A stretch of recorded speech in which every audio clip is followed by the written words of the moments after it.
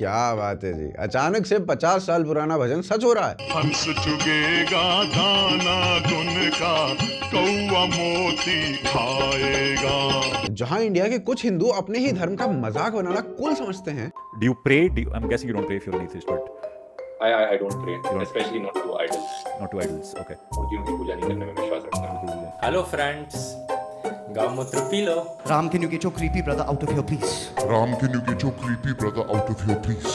Bowing to a religious seers of a majority in the chamber of a new parliament fills us with shame.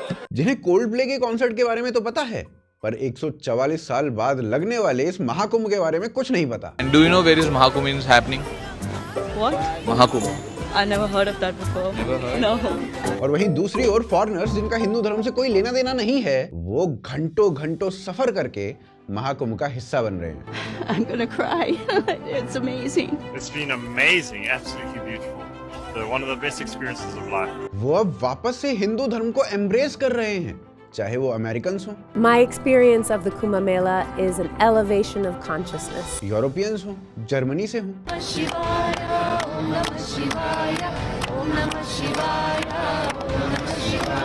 South Africa से हो, east Africa से हो,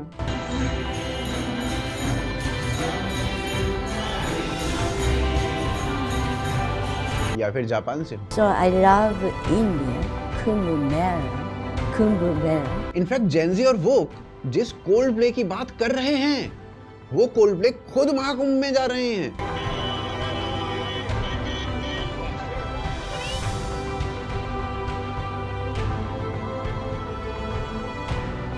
भजन कीर्तन भी कर रहे हैं।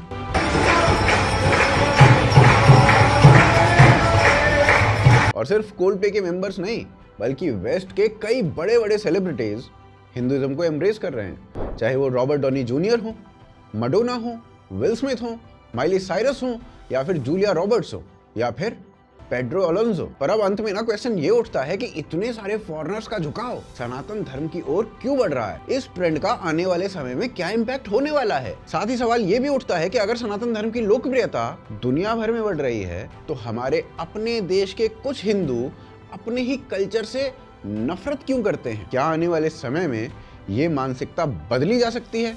आइए सब कुछ जानते हैं।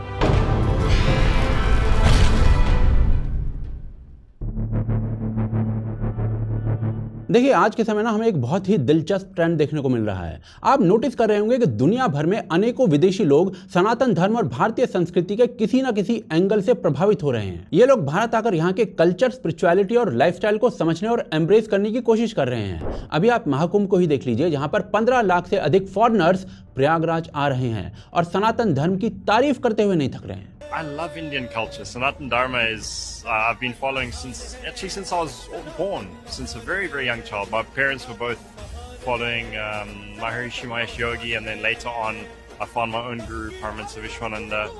And so for the last 30 years I've been following Sanatan Dharma. I practice yoga and I search for moksha.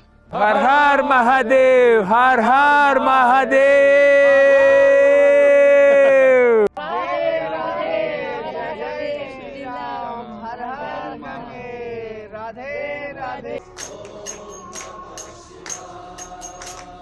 कईयों ने तो सनातन धर्म अपना भी लिया है।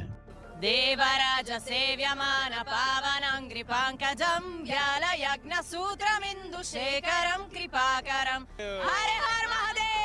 ये जो ट्रेंड है ना, ये सिर्फ आम विदेशों में नहीं देखा जा रहा है, बल्कि वेस्टर्न सेलिब्रिटीज भी सनातन धर्म को इक्वली एम्ब्रेस करना शुरू कर दिया है। अगर आप अभी जो कोल्डप्ले का कॉन्सर्ट हुआ और उसके जो मेन लीड सिंगर थे क्रिस मार्टिन, उनकी बात करें तो वो अभी कुंभ में नजर आए। परंतु ऐसा नहीं है कि महाकुंभ चल रहा है और वहां पर अपनी पीआर करने पहुंच गए थे। क्रिस मार्टिन पहले से ही हिंदुत्व से प्रभावित हैं। उनके गानों में अक्सर भारतीयता की झलक दिखती है। इनफैक्ट लिब्रांडूज ने क्रिस मार्टिन के ऊपर आरोप लगा दिए थे कि उन्होंने अपने गानों में भारत का मतलब केवल हिंदुत्व से जोड़ दिया है। क्रिस मार्टिन एक्चुअली रोज योग करते हैं और इसे अपनी जिंदगी का हिस्सा मानते हैं। इवन अभी जो उनका कॉन्सर्ट हुआ था, उन्होंने उस कॉन्सर्ट में खुलेआम हरे कृष्ण और जय श्री राम जैसे नारे लगाए थे।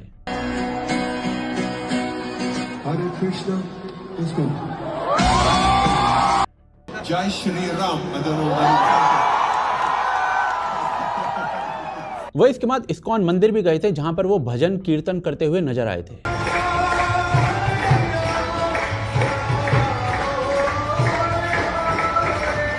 इसके अलावा वो अपनी गर्लफ्रेंड के साथ महाकुंभ मेले में भी शामिल हुए थे और हिंदू मंदिरों का दौरा भी किया था। और देखिए, जैसा कि हमने बताया कि कोल्ड प्ले के स्टार क्रिस मार्टिन अकेले ऐसे नहीं हैं, बल्कि ऐसे न जाने कितने फॉरेन सेलेब्स हैं जो सनातन को ओपनली एम्ब्रेस कर रहे हैं। आप द बीटल्स बैंड के गिटारिस्ट जॉर्ज हैरिसन की बात करें तो वो खुद को कृष्ण से काफी अटैच मानते रहे हैं और कृष्ण मंत्र की पावर को भी बताते दिखते हैं। I've done that mantra for ages. Once I chanted it for like 3 days non-stop.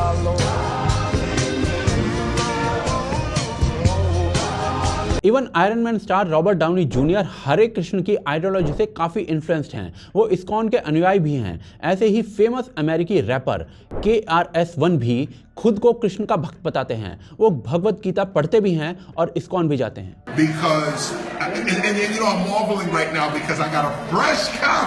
आप सिल्वेस्टर स्टैलोन की बात करें, जिनकी हिंदू धर्म में इतनी आस्था बढ़ गई कि उन्होंने हरिद्वार जाके अपने दिवंगत बेटे के लिए श्राद्ध करवाया था। सिल्वेस्टर स्टैलोन ने 3 साल पहले मौत के शिकार हुए अपने बेटे का हरिद्वार में श्राद्ध करवाया है। विल स्मिथ भी भगवान शिव के उपासक हैं और उन्होंने भी हरिद्वार जाकर गंगा आरती की थी। इनफैक्ट विल स्मिथ अक्सर भगवान शिव की पूजा करते हुए दिखते हैं।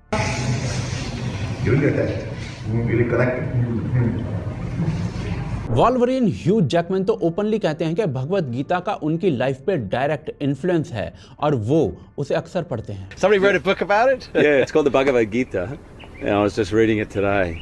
And I remember reading this thing and it tells you what to do at that moment of death. Julia Roberts ने तो हिंदू धर्म को एक्सेप्ट भी कर लिया है और उसे प्रैक्टिस भी कर रही हैं। Hinduism is something that I'm very intrigued by and very interested in. इसके अलावा आप मनी हीस्ट के लीड हीरो बर्लिन यानी कि पेड्रो ओलॉन्स, उसको तो जानते ही होंगे। वो भी भगवत गीता से काफी इंस्पायर्ड हैं। वो हमेशा अपने साथ भगवत गीता और गणेश जी की फोटो रखते हैं। यही नहीं, इसी सीरीज की एक और कैरेक्टर स्टॉकहोम यानी कि एस्थर एकबो, जो कि रशियन हैं पर खुद को हिंदू धर्म से काफी कनेक्टेड फील करती हैं, वो भी अपने साथ गणेश जी की फोटो रखती हैं। साथ ही वो होली भी खेलती हैं और योग भी करती हैं। हैना मोंटाना सीरीज की लीड हीरोइन और फेमस सिंगर मिले साइरस की बात करें तो वो भी हिंदू धर्म से काफी इन्फ्लुएंस दिखती हैं। वो अपने घर पे आए दिन लक्ष्मी माता की पूजा करती हुई नजर आती हैं और अपने बाएं हाथ पर उन्होंने ओम का टैटू भी बनवाया हुआ है। इसके अलावा जूलिया रॉबर्ट्स के अनुसार हिंदू धर्म ने उनकी पर्सनैलिटी को और अधिक दयालु और प्रेममय बना दिया है। फेमस कॉमेडियन और एक्टर रसेल ब्रांड भी हिंदू धर्म को सक्रिय रूप से फॉलो कर रहे हैं। इनफैक्ट इन्होंने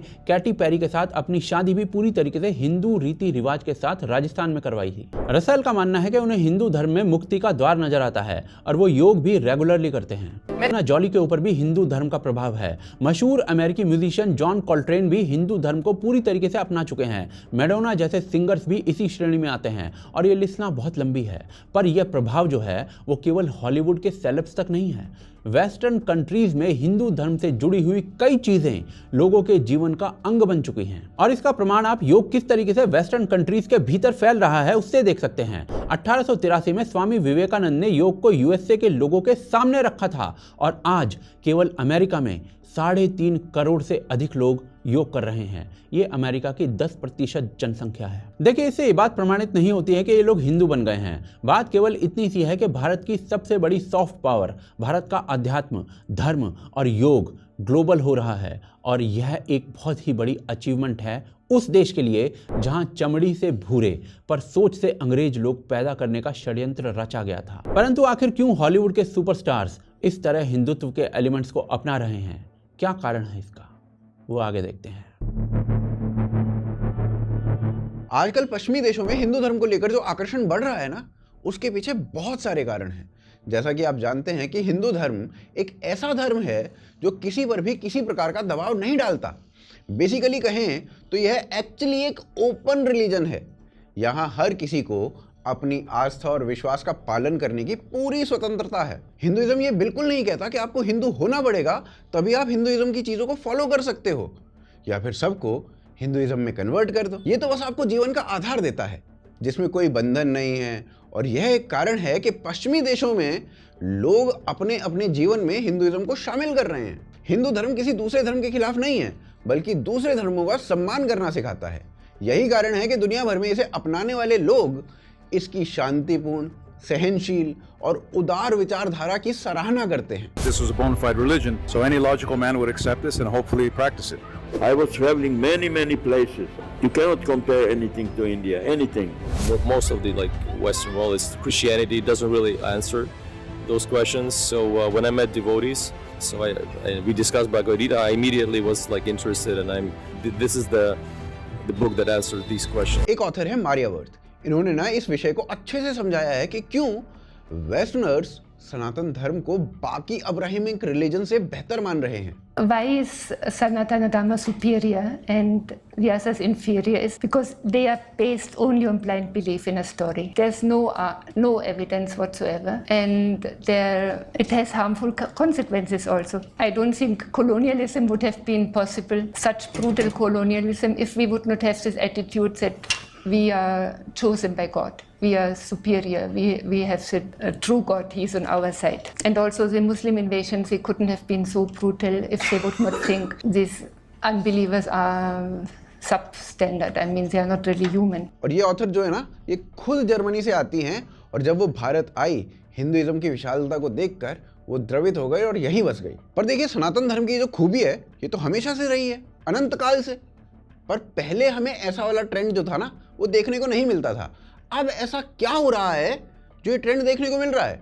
तो बेसिकली भारत ना एक सॉफ्ट पावर बनता जा रहा है, और इसीलिए ट्रेंड देखने को मिल रहा है। जैसे जैसे भारत की अर्थव्यवस्था और भारत का प्रभुत्व बढ़ रहा है, वैसे वैसे हिंदू धर्म और भारतीय संस्कृति के प्रति पश्चिमी देशों में सम्मान बढ़ रहा है। करंट इंडियन गवर्नमेंट में ये सकारात्मक बदलाव देखने को मिला है, और आज भारत अपनी संस्कृति और धर्म को खुले रूप से दुनिया के सामने शोकेश कर रहा है, अनअपोलोजेटिकली। आज आप G20 समिट की बात कर लो, जो पूरे तरीके से इंडियन कल्चर को दुनिया के सामने प्रस्तुत कर रहा था।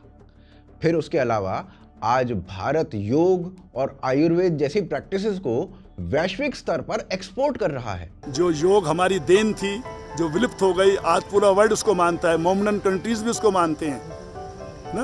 उन्होंने पहले ही समझाया, योग इज ए स्पिरिचुअल। जैसे जैसे योग और आयुर्वेद का प्रचलन बढ़ा, वैसे ही हिंदू धर्म के अन्य पहलू भी दुनिया में लोकप्रिय होते रहे।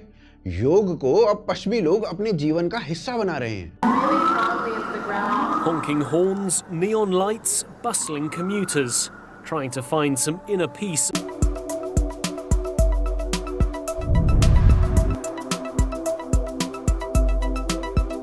ताड़ासन, वृक्षासन जैसे योग तो सिखाए ही, इसके अलावा अनुलोम विलोम और तमाम दूसरे प्राणायाम भी सिखाए। The day was personally launched by the PM at the UN General Assembly on his rise to power in 2014. अगर केवल अमेरिका की बात करें ना, तो अमेरिका में 10% आबादी यानी 35 मिलियन से ज्यादा लोग योग प्रैक्टिस कर रहे हैं। लोग समझ रहे हैं कि योग सिर्फ शारीरिक रूप से नहीं, बल्कि मानसिक रूप से और आत्मिक रूप से भी लाभ पहुंचा रहा है। यही कारण है कि पश्चिमी देशों में सनातन को सबसे वैज्ञानिक धर्म के रूप में देखा जा रहा है, और लोग इसे अपनाने की दिशा में भी बढ़ रहे हैं। और लोगों को हिंदू धर्म को साइंटिफिक मानने का कारण केवल योग नहीं है, ऐसा मानने के और भी बहुत सारे कारण हैं।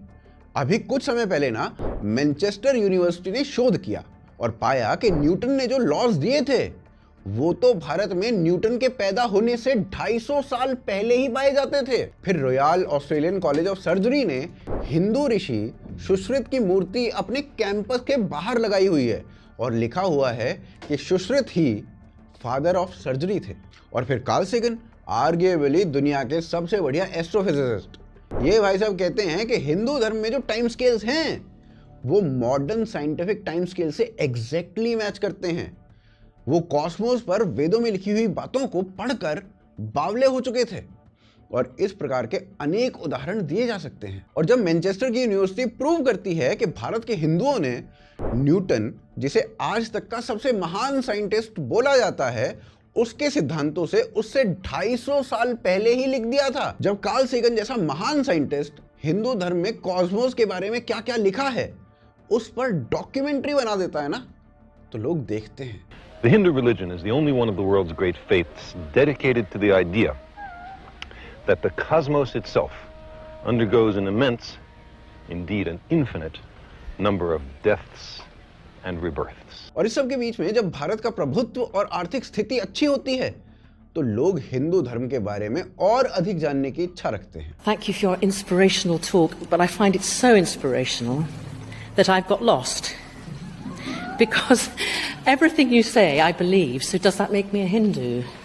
I've lost the ground of what actually the religion of Hinduism is, because I'm so inspired by the huge wonderfulness of being pluralist. और आज ना ये कोई छिपा हुआ रहस्य नहीं है कि जब कोई देश आर्थिक रूप के साथ अपनी सॉफ्ट पावर को बढ़ाता है तो उसका प्रभाव पूरी दुनिया में दिखता है। अमेरिका और चीन इसके ना सबसे अच्छे उदाहरण हैं। आज भले ही दुनिया चीन और अमेरिका को पसंद ना करे, पर कोई दुनिया इन दोनों देशों को चाहकर भी इग्नोर नहीं कर सकती, क्योंकि उन्होंने अपनी इकोनॉमी को इतना मजबूत किया है और साथ ही साथ अपनी सॉफ्ट पावर को भी दुनिया भर में एक्सपोर्ट किया है। Investigation claims to have unraveled how Chinese have funded media organizations across the world to create a propaganda that furthers their interest and also the interest of several left-wing organizations across the world. NewsClick, the website that has been exposed by the New York Times for having taken a huge amount of funds from tech billionaire on behalf of the Chinese government to spread propaganda and anti-India journalism. New York times अखबार ने कई महीनों की जांच के बाद इस network का खुलासा किया है। इसमें और क्या पता चला? नेवल के दिए पैसों से अमेरिका के मैसाचुसेट्स में एक थिंक टैंक चल रहा है। मैनहट्टन में कई चीन के पक्ष में इवेंट्स आयोजित किए गए हैं। साउथ अफ्रीका में नेताओं को ट्रेनिंग दी जा रही है। चुनाव में कई उम्मीदवारों को खड़ा भी किया गया, सपोर्ट भी किया गया और लंदन समेत कई शहरों में प्रोटेस्ट और आंदोलन भी आयोजित करवाए गए। इसके अलावा ब्राजील और भारत में कई मीडिया संस्थान भी चलाए जा रहे हैं। आज भारत जब एक बड़ी आर्थिक शक्ति बन रहा है और साथ ही अपना ग्लोबल पावर बढ़ा रहा है, तो इसके रिजल्ट में आज हिंदू धर्म को लेकर पश्चिमी देशों में सम्मान और एक्सपोजर दोनों ही बढ़ रहे हैं। लोग ना अब हिंदू धर्म को समझने की कोशिश कर रहे हैं। इसके अलावा इस्कॉन जैसे संगठन ये भी इस काम में बहुत मदद कर रहे हैं। इस्कॉन ने भारत के बाहर भी कई मंदिर और केंद्र खोले हैं, जहां लोग हिंदू धर्म के बारे में जान सकते हैं और उसे अपनी जिंदगी का हिस्सा बना सकते हैं। ये संगठन कृष्ण भक्ति के माध्यम से लोगों को हिंदू धर्म से जोड़ने का काम कर रहे हैं और हर जगह भारतीय संस्कृति का प्रचार कर रहे हैं।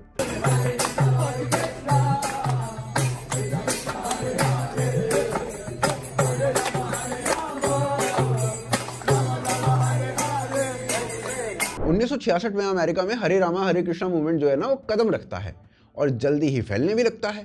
1970 में पहली बार एलेक्स इन वंडरलैंड नाम की फिल्म आती है और इस फिल्म में पहली बार हरे रामा हरे कृष्ण मूवमेंट के वॉलंटियर्स को दिखाया जाता है एक वॉर सीन के बीच में।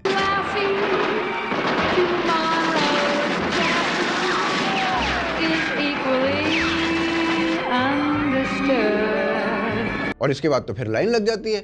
1980 तक 7 ऐसी फिल्में आ चुकी थी जिसमें हरे रामा हरे कृष्ण मूवमेंट को दिखाया जाता है। इस पूरे मूवमेंट से अमेरिका में ये चीज हाईलाइट होनी आरंभ हो जाती है और इस मूवमेंट के बाद स्टार वॉर्स आती है। स्टार वॉर्स की जो प्रेरणा थी ना वो हिंदू धर्म ही थी और स्टार वॉर्स के बाद एक सुपर डुपर हिट फिल्में हिंदू दर्शनों से प्रेरित होकर बनाई गई। कुछ उदाहरण देता हूं, जैसे 1995 की स्पीशीज, मैट्रिक्स सीरीज, या फिर एक्समैन, या फिर अवतार की series, doctor strange, Inception, Interstellar, etcetera etcetera etcetera. ISKCON के द्वारा किए जा रहे रथ यात्रा जैसे आयोजन, भगवत गीता के पाठ और अन्य भक्ति कार्यक्रम अब पश्चिमी देशों में बड़े स्तर पर हो रहे हैं और इन आयोजनों में लोग हिस्सा लेते हैं और हिंदू धर्म के बारे में जानते हैं। इस्कॉन ने हिंदू धर्म को एक वैश्विक दृष्टिकोण दिया है जिससे ये धर्म अब सिर्फ भारत में नहीं बल्कि दुनिया के कई देशों में स्वीकार किया जा रहा है। इस्कॉन का असर इतना बड़ा है कि हेनरी फोर्ड के पड़पोते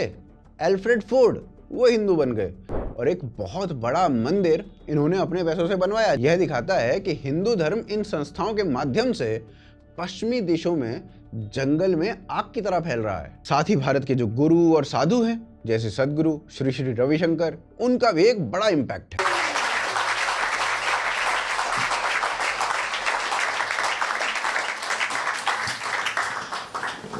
This is so cool. We're here tonight. Sadhguru is in town. I've been following him for a while. He wrote a wonderful book called Inner Engineering. I wanted my family to meet spiritual people, to start interacting with people who are not hooked on the material world. I'm in my feelings now. I'm ready to be enlightened. Can't believe he's crossing America on a motorcycle. On a motorcycle. That's so cool. Welcome, welcome. This is a wonderful opportunity for us to be able to enjoy this time with you. इन लोगों ने पश्चिमी समाज में भारतीय संस्कृति और हिंदू धर्म को फैलाने का काम किया है। ये लोग किसी को फोर्सफुली कन्वर्ट नहीं करते, ये केवल लोगों के उद्धार के लिए बातें करते हैं और हिंदू धर्म की बातें बताते हैं। लोग अपने आप इंस्पायर हो जाते हैं और हिंदू बन जाते हैं। Let's do a short meditation. Vamos a hacer una cortita meditación que es para lo que hemos venido. Meditation is no effort. La meditación no implica ningún esfuerzo. पर इसके अलावा ना एक परेशानी भी है, जैसे जहां पश्चिमी देश हिंदू धर्म और संस्कृति को समझने का और अपनाने का प्रयास कर रहे हैं, वहीं भारत में आज के सो कॉल्ड जेनजीज, ये पीढ़ी ना अपने ट्रेडिशन और कल्चर को हीन समझ रही है। अब चलिए अगले अध्याय में ये देखते हैं कि जेनजीज का जो एक तबका है वो अपने आप को हिंदुइज्म से किस प्रकार से कटा हुआ फील करता है। देखिए, जैसा कि आप जानते हैं कि पिछले कुछ सालों में भारत में हिंदुत्व और हिंदू धर्म काफी तेजी से मेन स्ट्रीम हो रहा है। यदि इसे हिंदू रेनेसां भी कहा जाए तो कुछ गलत नहीं होगा, पर आज भी भारत में ऐसे तबके हैं जो हिंदू होते हुए भी हिंदू धर्म से पूरी तरीके से कटे हुए हैं। उनके अंदर हिंदू धर्म और भारतीय कल्चर के बारे में ऐसी धारणा होती है कि ये सब तो भाई बैकवर्डनेस है और सिर्फ वेस्ट को फॉलो करना ही कूल है। आयरॉनिकली ये देखिए कि इन जेनजी यूथ को कोल्ड प्ले के कॉन्सर्ट के बारे में सब कुछ पता होगा, लेकिन महाकुंभ के बारे में इन्हें कुछ नहीं पता। Where is Coldplay concert is happening in Mumbai? Navi Mumbai, DY Patil. DY Patil. DY Patil. DY Patil Stadium. Navi Mumbai. Navi Mumbai. And do you know where is Mahakumbh is happening? What? Mahakumbh. I never heard of that before. Never heard? No. Where is Mahakumbh happening? No idea. Navi Mumbai? इन्हें हर western series और film की जानकारी होगी, लेकिन रामायण और महाभारत जैसे खुद के ग्रंथों के बारे में इन्हें जरा भी नहीं पता होगा। इसके पीछे सबसे बड़ा कारण है कूल बनने का नैरेटिव। भारत के मेट्रोपोलिस में जेनजी का एक बड़ा तबका ये सोचता है कि इंडियन कल्चर इंफीरियर है और वेस्टर्न कल्चर ही सुपीरियर है, और वेस्टर्न कल्चर अपनाने से वो कूल लगेंगे और इस तरीके से वो एक टिपिकल इंडियन से ऊपर उठ जाएंगे। ये एक्चुअली मैकॉले की औलादे हैं। आप देखते होंगे कि इस कैटेगरी के लोग अक्सर हिंदू धर्म का मजाक उड़ाते हैं क्योंकि इन्हें ये कूल लगता है। हेलो फ्रेंड्स, गौमूत्र पी लो। ओह सॉरी, ये गौमूत्र नहीं बल्कि मेरा मूत्र है। तो फ्रेंड्स, मेरा मूत्र P low. So it was Ram, Lakshman and Sita in the forest together for 14 years. That's a fact. Did you know that Lakshman did not sleep for 14 years when they were in that forest? Did you know that shit? Can you imagine how creepy that was for Sita? I'm just saying, you wake up in the middle of the night, there's a dude like, good morning. You're sleeping well? Ram, can you get your creepy brother out of here, please? Ram, can you get your creepy brother out of here, please? India has lost confidence in you. The spectacle of the Prime Minister of the greatest democracy bowing to a religious seers of a majority in the chamber of a new parliament fills us with shame. देखिए, religion पर तंज कसना, कटाक्ष करना, ये सब ठीक है, ये सब किया जा सकता है, लेकिन जिस तरीके से सब कुछ किया जा रहा है ना, ये सब मिलकर एक ऐसा एनवायरनमेंट बनाता है कि यूथ खुद को डिस्कनेक्टेड फील करता है धर्म से, रिलीजन से, अपने कल्चर से ही। हालांकि ऐसे ढक्कन ज्यादातर मेट्रोपोलिस में ही मिलते हैं, टियर 2 और टियर 3 शहरों में नहीं, और इसी तबके को कोल्डप्ले के गाने भी समझ में आते हैं। परंतु देखिए, अभी जो ग्लोबली बढ़ता हुआ ट्रेंड सामने आ रहा है ना, जहां इनके ही कोल्डप्ले जैसे आइकॉन्स, इनके आइडल्स अब सनातन धर्म को एम्ब्रेस कर रहे हैं और एक्सेप्ट कर रहे हैं, कुंभ आ रहे हैं। इससे भारत का वो यूथ, खासकर जेनजी वाला तबका, वो अपने आइकॉन्स की देखा देखी हिंदुत्व के करीब आएगा। और जिस स्पीड से हॉलीवुड के सेलेब्स हिंदुत्व को अपना रहे हैं, ये पॉसिबिलिटी है कि भारत में भी इस डिस्कनेक्टेड यूथ द्वारा हिंदू धर्म को ओपनली शोकेस या फ्लॉन्ट करना कूल माना जाने लगेगा। ये एक ऐसा ट्रेंड बन सकता है जो हिंदू संस्कृति और परंपराओं को फिर से नई पीढ़ी में लोकप्रिय बना सकता है, और सिर्फ इंडिया में ही नहीं बल्कि वर्ल्ड में मास लेवल पर भारत की नई सॉफ्ट पावर बन सकता है। इसीलिए यह समय है जब भारत अपनी आर्थिक शक्ति को और मजबूत करे, फिर दबा के अपने हिंदू कल्चर को दुनिया भर में एक्सपोर्ट करे, जैसे कभी सऊदी अरब ने किया था। और इसके लिए हिंदुत्व को एम्ब्रेस करना अभी सबसे सही रास्ता है। हिंदुत्व एक सक्सेसफुल डीकोलोनाइजेशन प्रैक्टिस है और ये कास्ट और लैंग्वेज बैरियर्स को तोड़ के सबको एक यूनिटी में ला सकता है। परंतु इस प्रोसेस को बूस्ट करने के लिए हमें हिंदू ऑर्गेनाइजेशंस को और ज्यादा स्ट्रॉन्ग करना होगा। जैसे इस्कॉन जैसी संस्थाएं स्पिरिचुअलिटी और योगा को मिक्स करके ग्लोबली लोगों को कृष्ण से जोड़ रही हैं, वैसे ही अन्य ऑर्गेनाइजेशंस को भी हिंदुत्व से लोगों को जोड़ने वाली मूवमेंट्स को प्रमोट करना होगा। देखिए, मुद्दा कन्वर्ट करना नहीं है, सबको हिंदू बनाना नहीं है, मुद्दा है भारत की सॉफ्ट पावर को बढ़ाना, जिसके लिए सबसे बड़ी ताकत भारत का अध्यात्म और योग है। और हॉलीवुड के सुपरस्टार्स का हिंदुत्व के करीब आना इसमें बड़ा योगदान दे रहा है। क्या आप सहमत हैं इस बात से? हमें कमेंट्स के माध्यम से बताएं। सब्सक्राइब करें हमारे चैनल को और शेयर करें इस वीडियो को। साथ ही साथ हमें सपोर्ट कर सकते हैं आप patreon.com और UPI के माध्यम से, जिनके लिंक आपको डिस्क्रिप्शन और पिन कमेंट में मिल जाएंगे। इसके अलावा जो वीडियो आपको स्क्रीन पर इस समय दिख रहा है उसको देखना बिल्कुल भी मत भूलिए। ये दिल्ली इलेक्शंस के लिए आवश्यक है, ये दिल्ली का सत्य आपको बताएगा। पुनः मिलते हैं अगले एपिसोड।